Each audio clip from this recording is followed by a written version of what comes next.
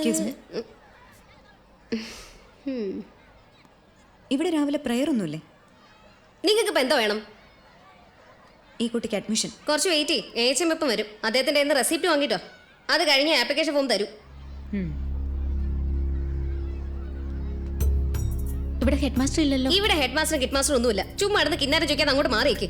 HM വന്നു കഴിഞ്ഞാൽ എന്നെ വഴക്ക് പറയുന്നത്. ഓരോന്ന് കയറി വന്നോളും രാവിലെ മനുഷ്യനെ മെനക്കെടുത്താനായിട്ട്. Excuse me.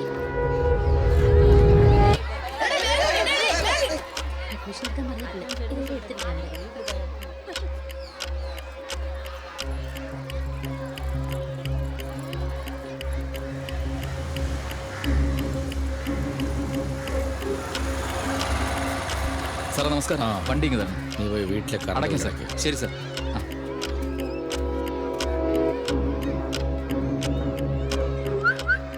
മീന വേറെ പണിയൊന്നുമില്ലേ? ചിരിച്ചാലെന്തടി? നടക്കുന്ന വഴിയാണോ നിൽക്കുന്നത്? എന്താ പറഞ്ഞത് കേട്ടില്ലേ? മാറി നിൽക്കങ്ങോട്ട്. നാശങ്ങള്. Good morning sir. ദേ HM വന്നിട്ടുണ്ട്, പോയി സംസാരിക്കും.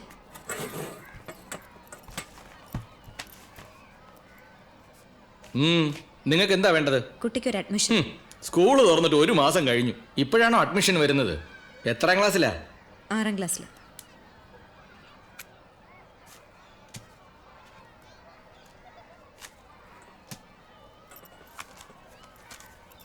എന്തിനാ സാർ 2500?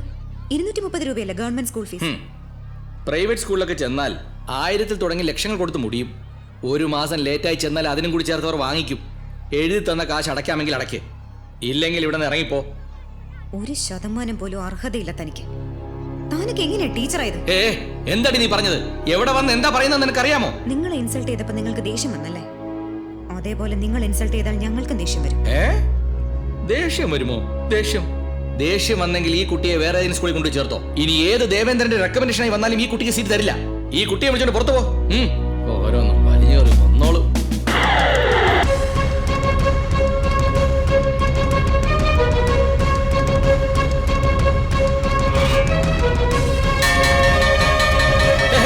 എന്താ ഇത്? നിങ്ങൾക്ക് എന്താ ഭ്രാന്താണോ?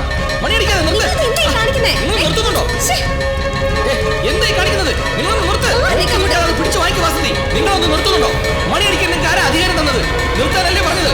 നിർത്ത്. നീ എന്തായി ചെയ്യുന്നത്? പേപ്പർ എടുത്ത് കാണില്ല, പിടിച്ചു വാങ്ങിക്ക്.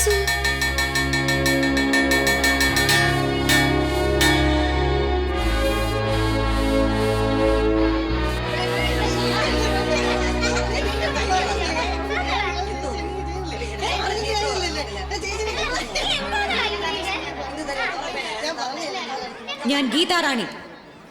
ഈ നിമിഷം മുതൽ ഈ സ്കൂളിന്റെ അധികാരി ഞാനാണ്. 9 മണിക്കുള്ളിൽ എല്ലാവരും സ്കൂളിൽ എത്തിയിരിക്കണം. 9:05 സ്കൂളിന്റെ ഗേറ്റ് ലോക്ക് ചെയ്തിരിക്കും. ആരും മതിൽ ചാടി കടക്കാമെന്ന് കരുതണ്ട. യൂണിഫോം ഇല്ലാതെ സ്കൂളിലേക്ക് വരരുത്. ബെല്ലടിച്ചിട്ടും ക്ലാസ്സിലേക്ക് പോവാതെ സ്റ്റാഫ് റൂമിൽ ഇരുന്ന 12 പേർക്കും മെമ്മോ ഇഷ്യൂ ചെയ്യൂ വസന്തി. ശരി മാഡം. 3 മെമ്മോ വാങ്ങുന്നവർക്ക് സസ്പെൻഷൻ ജനറേറ്റ് ചെയ്യും.